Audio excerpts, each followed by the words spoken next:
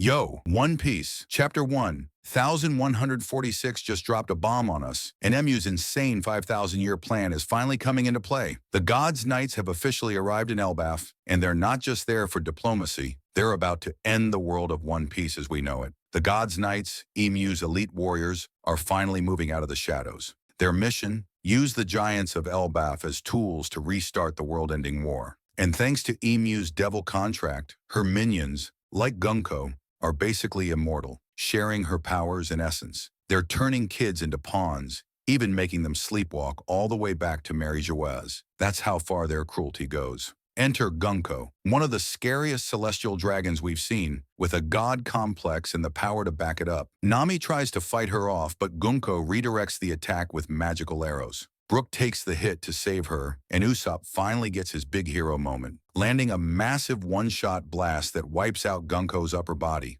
But nope, she regenerates instantly. Turns out she's using MU's immortality contract, kind of like Majin Buu vibes. Gunko's not just evil for fun, she believes the world should be destroyed. She's there to make it happen, and using the giant kids as hostages to force Elbaf to pick a side in the war. Colin, one of the giant kids, stands up against Gunko, but she slaps him down like it's nothing. Jinbei, Brook, and Nami try to stop her and fail. Gunko even uses her technique from Loki's fight to beat Nami badly. Oda just ended half the Straw Hat Crew's day in one chapter.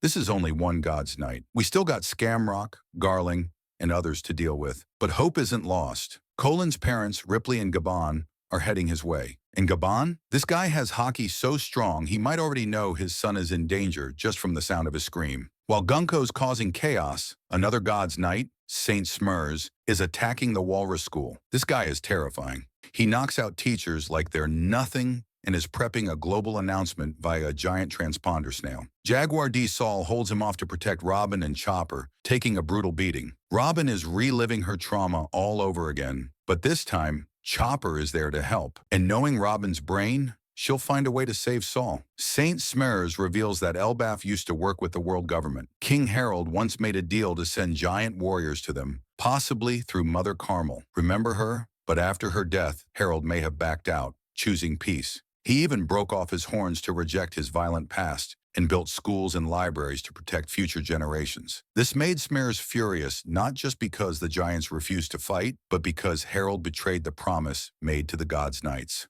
So now, they're back to restart the production line, turning Elbaf back into a war machine, and the first step kidnapping the kids and sending them straight to Emu. While all this is happening, Luffy and Loki are still knocked out after feasting classic Oda move. But don't worry, this is just the calm before the storm. When Luffy wakes up, it's go time. This war is about to get biblical, and we haven't even seen the full wrath of the Gods' Knights yet. So what do you guys think? Will Gabon make it in time? Is Gunko a clone or Emu herself? And is Usopp finally stepping into his brave warrior era? Let me know in the comments, and don't forget to like, sub, and hit that bell so you don't miss the next breakdown.